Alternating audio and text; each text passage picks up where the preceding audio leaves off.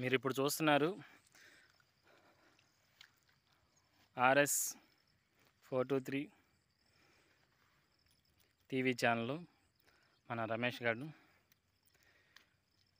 వేలమూరిపాడు గ్రామం అద్దింకి మండలం బాపట్ల జిల్లాలో సంబంధించి వరి పంట నష్టం అనేది జరిగింది. గుళ్ళకమ్మ వాగు ఉధృతంగా పొంగి పొరలడం వల్ల, మెంతా తుఫాన్ వల్ల మన గుళ్ళకమ్మ ఉధృతంగా పొంగి పొర్లి ఈ యొక్క నీటి మట్టం పెరగడం వల్ల మన పంట పొలాల్లోకి, నాట్లు వేసినటువంటి పంట పొలాల్లోకి వచ్చి నాట్లు మొత్తాన్ని ముంచేసింది. అలాగనే 2-3 రోజులు ఆ నీటి మట్టం అలాగనే ఉండటం వల్ల ఆ నాట్లు అనేవి మొత్తం పాచిపోయాయి. చూస్తున్నాం. మనం చేను దగ్గరికి వెళ్తున్నాము. ఆ దృశ్యాన్ని మీకు కూడా చూపిస్తాను. ఇప్పుడు బాగా బురదగా ఉంది, నీళ్ళు తగ్గిపోయినాయి కాబట్టి చూస్తారు మీరు. ఒక 2 నిమిషాలు నేను చేను దగ్గరికి వెళ్తున్నాను. ఆ చేను దగ్గర మీకు మొత్తం దానికి సంబంధించినది మీకు చూపిస్తాను. ఎలా నీటి మట్టం ఎలా మునిగిపోయింది. అవి నీళ్ళు అయితే మాత్రం ఇప్పుడు ప్రజెంట్ అందులో నీళ్లు తగ్గిపోయినా కానీ మొత్తం నాట్లు అనేవి పాసిపోయి మొత్తం గెనాలు కొట్టకపోయి మట్టి కూడా ఓడిపోయి ఉంది. నాట్లు మొత్తం మట్టితో మునిగిపోయినాయి. ఆ దృశ్యాన్ని మీకు ఇప్పుడు చూపిస్తాను. ఒక 2 నిమిషాలు మీరు వెయిట్ చేస్తే దానికి సంబంధించి మీకు దృశ్యం అనేది మీకు చూపించడం జరుగుతుంది. Wait and see.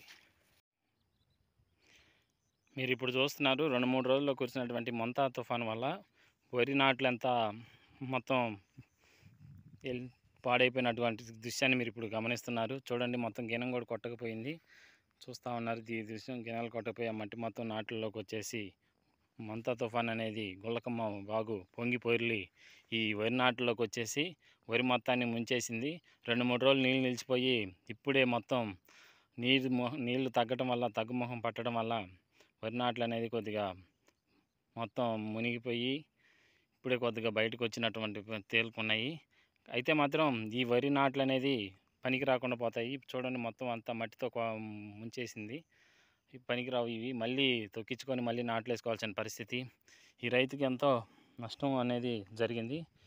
చూడండి, మనం ఇప్పుడు గమనిస్తున్నాము. వరి నాట్ల దగ్గర ఉన్నాము. ప్రతి మొక్క కూడా ఎంత మట్టితో ఊడిపోయి మళ్ళీ నాటుకోవాల్సిన పరిస్థితి అనేది ఏర్పడుతుంది.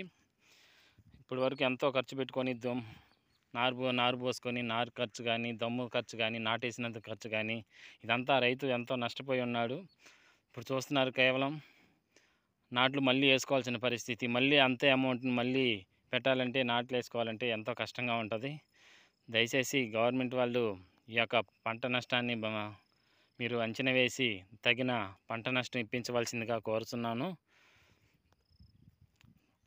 ఎవరైతే ఉన్నారో ఈ రైతు, ఆ పంట నష్టాన్ని మీరు అంచనా వేసి తగిన వ్యాయామం అనేది వాళ్ళకి ఇప్పించి మళ్ళీ ఆ రైతును ఆదుకోవాల్సిందిగా కోరుతున్నాను. ఇప్పటి వరకు చూస్తున్నాం మనం, మొంతా తుఫాన్ అనేది ఎంత నష్టం జరిగిందో ఈ రైతే కాదు, ఇంకా ఎంతోమంది రైతులు నష్టపోయి ఉన్నారు. చూస్తున్నాం. ఇప్పుడు చూడండి, మీకు దృశ్యాన్ని క్లియర్గా కనిపిస్తుంది. మట్టి మొత్తం పనికిరాని పరిస్థితి ఏర్పడుతుంది. చూడండి, అదిగో చూడండి, మొత్తం ఎంత మట్టితో కప్పుపోయింది. గెనాలు మొత్తం కోసకపోయింది.